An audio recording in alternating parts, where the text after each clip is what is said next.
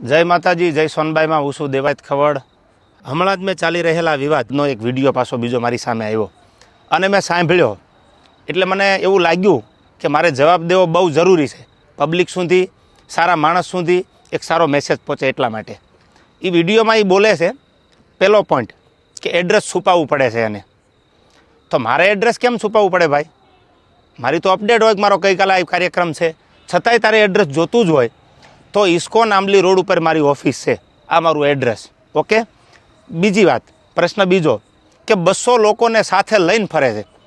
200 લોકો એટલે એક ગાડીમાં 4નું 5નું સીટિંગ હોય તો 200 લોકોમાં કેટલી ગાડીઓ કમસે કમ મારે જોવે? આપ પણ જાણો છો. જેને જેને ડાયરા કર્યા આયોજકને પૂછો કે કેટલી ગાડીઓ લઈને આવું છું, એ બધા પ્રૂફ પુરાવા દેવાની જરૂર નથી. આ એકદમ ફેક્ટ વાત છે, ઉપજાવેલી વાત છે એની. ત્રીજી વાત કરું તો સમાધાન કરવા માટે 50 લોકોને દોડાવ્યા. આવો એ બ્લેમ કરે છે મારી પર. હું સમાધાન કરવા દોડાવું? તું એવડી મોટી કોઈ તોપ નથી તો હું સમાધાન કરવા માટે 50 લોકોને દોડતા. ઓથેન્ટિક પુરાવો કે તે જ્યારે આ બનાવ બન્યો 2 વર્ષ પહેલાં સોનબાઈ માના મંદિરે જ્યારે સમાધાન કરવાનું હતું ત્યારે પ્રવીણદાન ગઢવી એટલે કે મોગલ સેનાના પ્રમુખ, મને ફોન આવ્યો પેલો દીપકભાઈ કાઠીનો અમદાવાદ કે પ્રવીણદાનને કામ છે. પ્રવીણદાનને કોન્ફરન્સમાં લીધા અને મને પ્રવીણદાને કીધું કે કોઈ પણ રીતે આ મામલો પતાવવાનો છે, તમે પ્લીઝ. મેં કીધું કાંઈ વાંધો નહીં, તમે પ્લીઝ ન બોલો. ત્યાર પછી મને ફોન આવ્યો મઢડાથી દાદુભાઈનો. દાદુભાઈએ કીધું કે તમારે સોનબાઈ માના મંદિરે આવવાનું છે. એટલે મેં કીધું કે આવું ખરો પણ માફી નહીં માગું. તો દાદુભાઈએ કીધું કે માફી માંગવા બોલાવવાના નથી. આ વાત થયા પછી હું મઢડા સોનબાઈ માના મંદિરે રાજકોટથી જવા તૈયાર થયો. એટલે તું એવી કોઈ મોટી તોપ નથી કે મારે સમાધાન માટે 50 લોકોને તારી પાછળ દોડાવવા પડે. મારે બહુ જાજી વાત કરવી નથી, કારણ કે પબ્લિક પાસે, ઓડિયન્સ પાસે એટલો બધો સમય નથી આ ફાલતુ વાતું સાંભળવાનો. પણ મારે પ્રૂફ આપવું એ મારા માટે અગત્યનું જરૂર લાગ્યું. મારો કિંમતી સમય સાહિત્યમાં મારા જે પ્રેક્ષકો છે એને સારી વાતું સંભળાવવામાં કે સાહિત્યની 2 વાતું નવી આપવામાં છે. એટલે મને આ બધી ફાલતુ વાતોમાં એટલો બધો ઇન્ટરેસ્ટ નથી. રહી વાત બીજી સંસ્કારની, તો સંસ્કારની વાત રહેવા દે ભાઈ. બધાના સંસ્કારની બધાને ખબર છે. જે મુઠ્ઠી બાંધેલી છે એને ઉઘાડી ન કર, ઉઘાડી હવા ખાય. એટલે આ બધી વાત છોડી દે.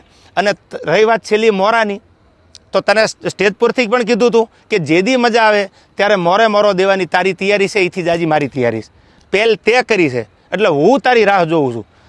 સમાધાન પછી સ્થિર પાણીમાં કાંકરીનો ઘા તે કર્યો છે તો હું તારી રાહ જોઉં છું. આઈ એમ વેઇટિંગ ફોર યુ. કોઈ લાંબી ચર્ચા કરવાની જરૂર નથી. મેં આની પહેલાંય કીધું હતું ને, હજી કહું છું, ડાયલોગબાજી બંધ કરી દે. તારી રાહે રાહ છે, પહેલ તે કરી છે, મેં નથી કરી. તને જ્યારે મજા આવે ત્યારે મારી ઓફિસ છે ઇસ્કોન આંબલી રોડ ઉપર અમદાવાદ, તો ભલે. બાકી તને મારા બધા એડ્રેસ તારી સાથે જે બેસે છે એ મારી સાથે બેસે છે, એની બધી ખબર છે, પૂછી લેજો. ઓકે. રહી વાત બીજી મઢડાની કે જ્યારે સમાધાન મને દાદુભાઈ બોલાવ્યો એટલે મેં કીધું કે માના દરબારમાં માથી મોટું મારા માટે કોઈ હોય નહીં. મારા માટે જે કાંઈ છે, હું જેના ઉપર વિશ્વાસ અને શ્રદ્ધા રાખું છું એ સોનબાઈ માનું મંદિર છે.